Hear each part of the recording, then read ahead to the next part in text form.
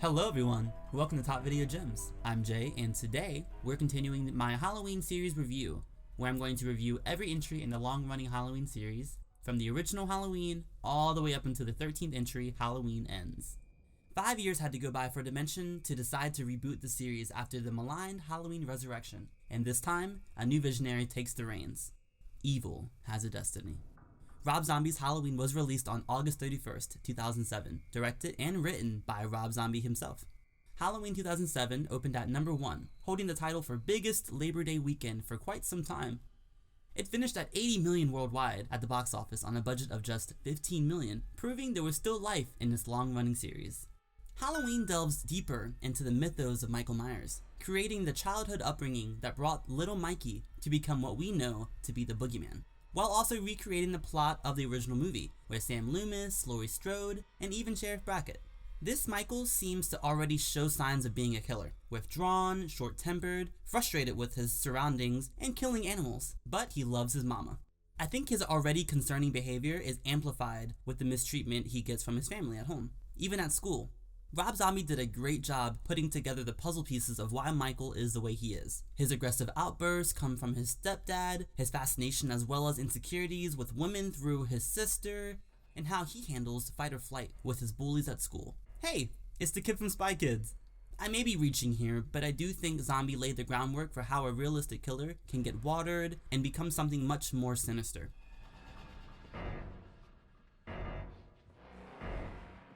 It takes well over 30 minutes to get to when Michael's all grown up. In the meantime though, we see him murder most of his family, get sent to Smith's Grove. We see a lot of that and also a lot of unnecessary dialogue.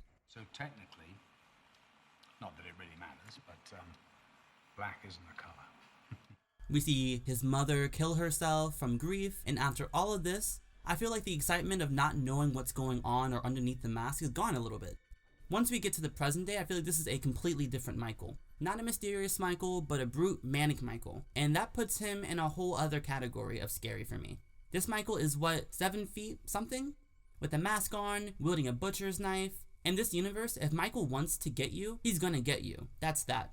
I didn't fully appreciate the switch in Michael's mannerisms, but after seeing House of a Thousand Corpses and The Devil's Rejects, you can see that this is Zombie's take on the boogeyman, through and through, and there's nothing wrong with switching up the formula and trying something new. I personally love the cast here, from Joe Grizzly, I'm Joe Grizzly, bitch, all the way to Laurie and her friends. I do remember seeing this in theaters with my dad back in the day, and I was just having a blast seeing these characters for the first time, but ultimately knowing what is in store for them. You were so demented. Totally. Upon rewatch, a lot of women in this movie suffer a lot of sexual violence and sexual abuse, and for me, it's not my cup of tea personally. I don't love seeing Danielle Harris having an extended 10-minute nude scene when we know her from Halloween 4 and 5 as Little Jamie.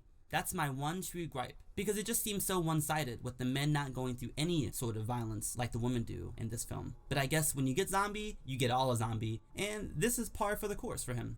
There's actually a theatrical version and a director's cut that have alternate scenes as well as more sexually violent segments that I think made the theatrical version more watchable for me. The extended first act, I think, inevitably bit into acts 2 and 3 a bit, leaving us with just a shot-for-shot remake until the big finale. But it's a hell of a lot of fun getting there. I just can't help but wonder what else we could have seen if the modern timeline acts 2 and 3 had more time to flesh out the characters. Why does our heroine Laurie have such limited screen time? There's too many toys in the sandbox, so all of these actors like Dee Wallace and Danny Trejo feel like a missed opportunity. One thing I will give Rob Zombie is he is an expert at creating an environment and a scene with the use of music.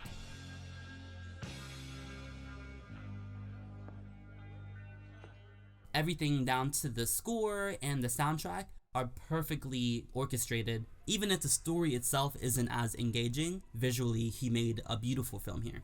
Rob Zombie gave a new spin on the classic formula, some big swings and a few misses, but overall, this modern take on Halloween still holds up today. I'm giving this a 3.5 out of 5 stars.